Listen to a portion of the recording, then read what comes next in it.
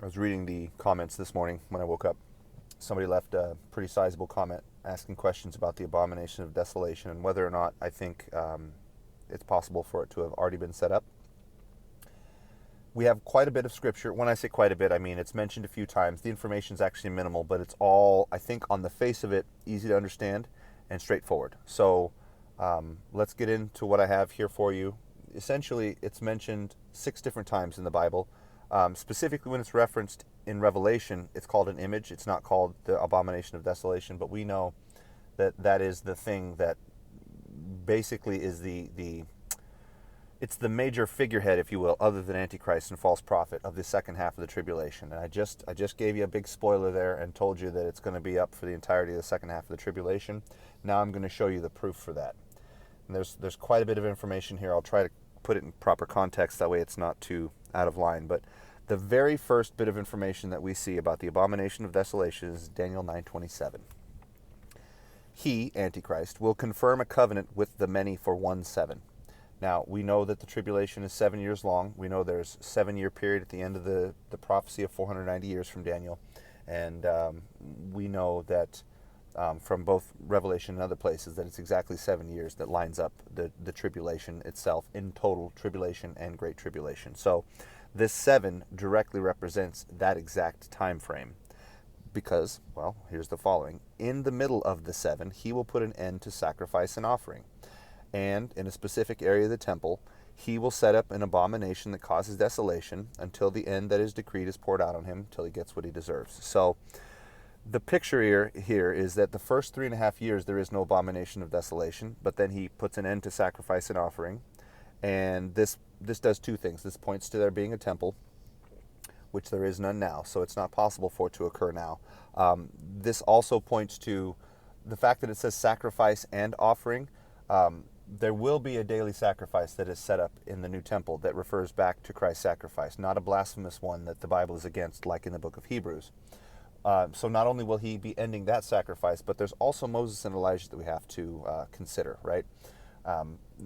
Drawn out bunch of descriptions and information about it, but the essential gist is sacrifice and offering actually represent the works of both Moses and Elijah in their respective roles regarding the initial covenant.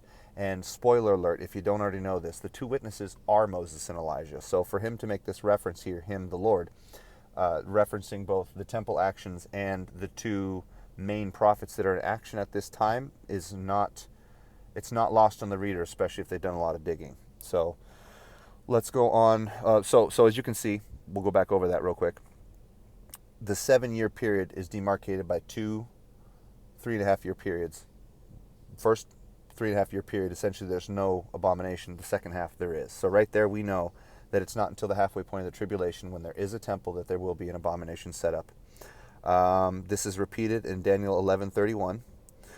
In Daniel 12:90, we see even more information showing this relative time frame of 1,260 days, 42 months, 3.5 years, as being once again relevant.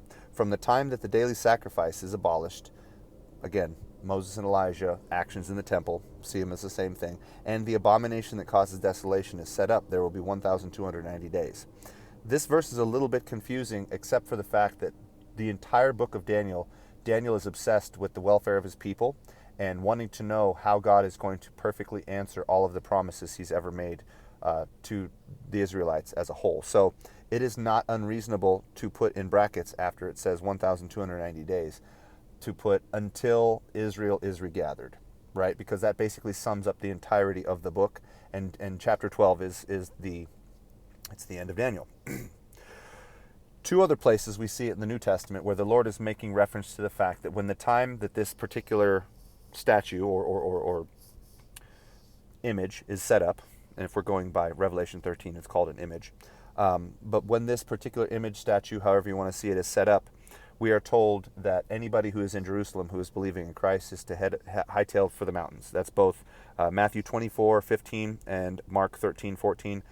It says basically, don't go back for anything. When you see this abomination being set up, head for the mountains, period. It's also, those 2 verses are directly referencing Revelation 12:6, where the woman fled into the desert to a place prepared for her by God that she might be taken care of for 1,260 days. Again, more proof that not only is the abomination set up at the halfway point, but it's for the entirety of the second half of the tribulation, 1,260 days, 42 months, 3.5 years. Starting to see a pattern here where it consistently uses the exact same figures over and over again, because there's really only one option: 7 years, 3.5 years, 42 months, 1,260 days, right? Now, as far as what it is, Revelation 13, 11 through 15 describes the false prophet as having the power to give the image speech, right? We go from it being a literal statue in the time of Antiochus, which, by the way, was a statue of Zeus that the people were commanded to slaughter pigs to, because Antiochus, the original madman Antichrist figure in the book of Daniel, Daniel 11, he was convinced that he was God in flesh, and that they were basically worshiping him when they were worshiping the statue of Zeus. Same exact thing with the Abomination of Desolation regarding Antichrist. Basically, he performed, let's see, it's given this the ability to speak. Now, to go into this for just a second, it's described as an image, it's described as its antitype as being a statue. However, we live at a time where technology has kind of gone wild.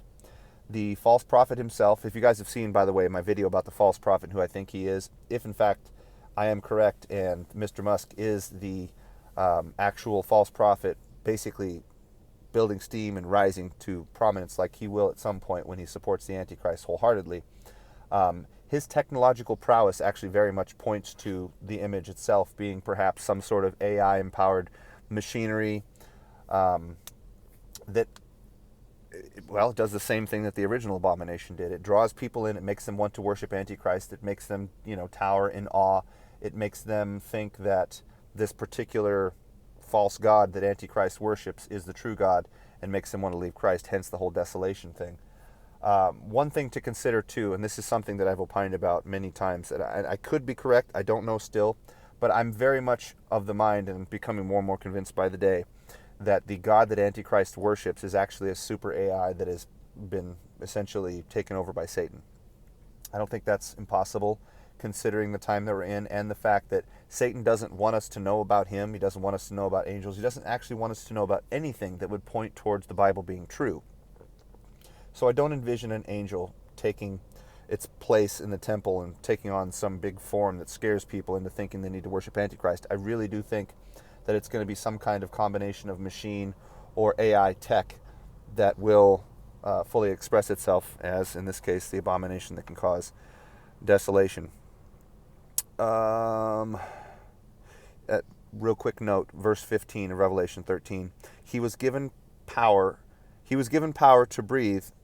He was given power to give breath to the image of the first beast, so that it could speak and cause all who refuse to worship the image to be killed. How does that occur? The killing, it could be like Shadrach, Meshach, and Abednego being thrown into the stove. It could be that we're beheaded, the same way as described in other places in Revelation. It could be that we're on a firing line.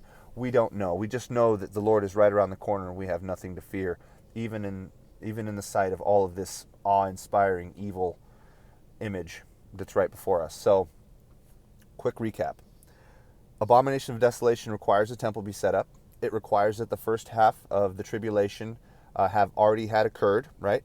What that points to is a few different things during that first half. You'll see the 144,000 in action, basically going worldwide to the Jews. You'll see Moses and Elijah, the two witnesses, active at the temple, likely being the ones to call down the 7 trumpet judgments as they occur, the same way Moses did during the Exodus. There also has to be... No, I think that's it. I think that's it. So the tribulation has to actually start. We have to see the signing of the 7-year treaty. We have to see the rise of Antichrist. We have to see a lot of these things happen before we can definitively say that the Abomination of Desolation has been set up. None of these things have occurred yet, but we are on the lookout, of course, because the time is short and it's likely to start to manifest itself pretty quick.